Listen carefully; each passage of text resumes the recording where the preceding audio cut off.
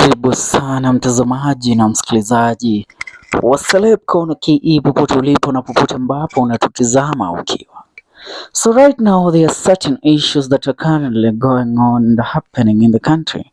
And I want us to speak about the current ambitions or goals that have been brought forward in regards to the former the former Cabinet Secretary of Interior Security, that is Fred Matiangi.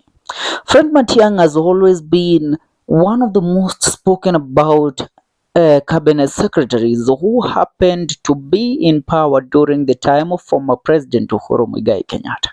Now, since the Gen Z took over and since the Gen Z demonstrations in June, Fred Matiang'i has always been associated with coming to rescue the country and vying for the presidency come the year 2027. So recently, it was revealed that Matiangi has hired the Mossad agent or the Mossad group which dealt with the Botswana elections to represent him and help him secure the presidency if he wins in the year 2027 general elections. But Ruto has a plan, and the plan to counter Matiang'i. You know, Matiang'i is among the politicians that we all know are so strategic when it comes to how they do their things. Yes, his popularity among the people of the Republic of Kenya is something that we all can agree with, that Matiang'i, he has a chance. If he trends on carefully and finds the right people to associate himself with them, then come the year 2027, he will have a chance at the presidency. But President William Ruto is not a fool. Right now, we all know that there is another man that has currently also made his ambitions that he will be vying for the presidency immediately. Matiangi's ambitions were revealed to the public, and that is the man referring himself to as the Gen Z leader, Kebaso Morara. Morara Kebaso has been among the most discussed youths this year in the year 2027, in the year 2024, in regards to him being associated with leadership since the uprising of the Gen Z revolution.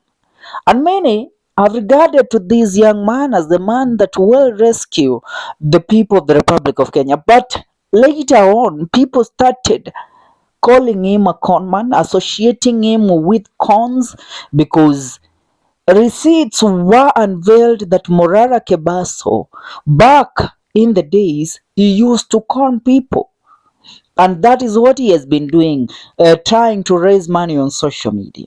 So this is what is happening. According to the intel we have, President William Ruto will make a pact with Morara and fund Morara Kebaso, remembering that Morara comes from the Kisii community, where he is planning to divide the Kisii votes between Matiang'i and Morara Kebaso, and also divide the Gen Z votes between Matiang'i and Morara Kebaso. That means Ruto is left with the larger population, which is the millennials, the Gen X, and the other people that have been supporting him. And when we come to the tribal politics, because Ruto is a master in that, we all know the Kalenjins can never change their stand. If Raila Odinga goes ahead to win the 2020 the AU chairmanship in the year 2025, and he is sworn in as the African Union chairman in February next year, then all the Luos, and I tell you this without fear of contradiction, when Raila supporters are told that this is the path to follow, those people don't deviate from what Raila Odinga tells them. And that is why I'm telling you that come the year 2027, 2025, if Raila Odinga goes ahead to tell his people that President William Ruto is the right fit for Kenya, these people are not going to argue with Raila Odinga. They are going to vote for William Ruto without any argument and without any fear of contradiction. They are going to make Ruto the president. The vote, which means the votes from Nyanza region will for Raila Amolo will be for William Ruto. The votes from coastal region will be for William Ruto, and the votes from the Luya people will also be for William Ruto, because these people all this while have been known to be people that follows Raila Odinga. So which means they will vote William Ruto in. Now, which means even if the Kikuyu goes ahead to vote for Matiangi with the endorsement of former President Uhuru Muigai Kenyatta, then there is a division. There are the young Kikuyus who are the Gen Zs, and there are the old ones who believe in loyalty and they believe that they were betrayed by William Ruto, and so they will follow what Uhuru Kenyatta tells them or what Rigathi Gachagua tells them. And what I can see is that Rigathi Gachagua will support Matiangi. And if Rigathi Gachagua supports Matiang'i, which means most of the Kikuyus will vote for Matiang'i, but there are those also that will vote for Morara. Which means if Ruto pumps money into Morara's pocket, it will be the determining factor whether Bwana Fred Matiang'i becomes the president or William Ruto becomes the president. I have always told you that politics is a dirty game and a dirty con that requires to be played and treaded on carefully. You don't mess with the politics of the republic. You don't play the dirty politics of the republic. If you do that, you will find yourself treading on the wrong path. And that is why I'm telling you, when it comes to this issue of mostly looking at how President William Ruto will again convince the people of Kenya to vote for him come the year 2027, it tells you that William Ruto as his cards played out well. Now, let me ask you, do you think it's a coincidence that Morara Kebaso makes his ambitions for the presidency known just the same day that it has been revealed that Fred Matiang'i has hired a firm that will represent him? That will represent him in the elections of the year 2027. Now tell me that you think that is a coincidence, and then I will tell you you don't know how politics of the republic are played.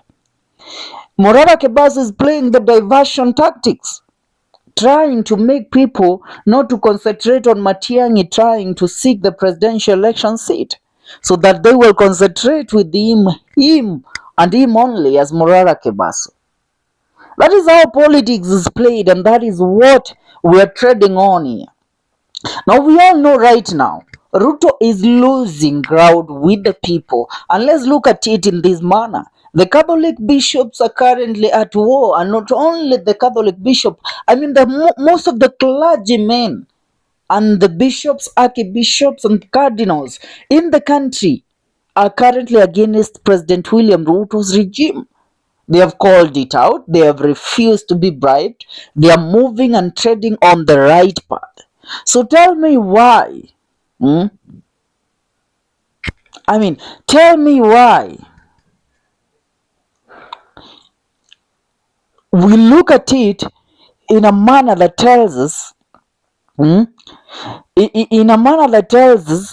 that,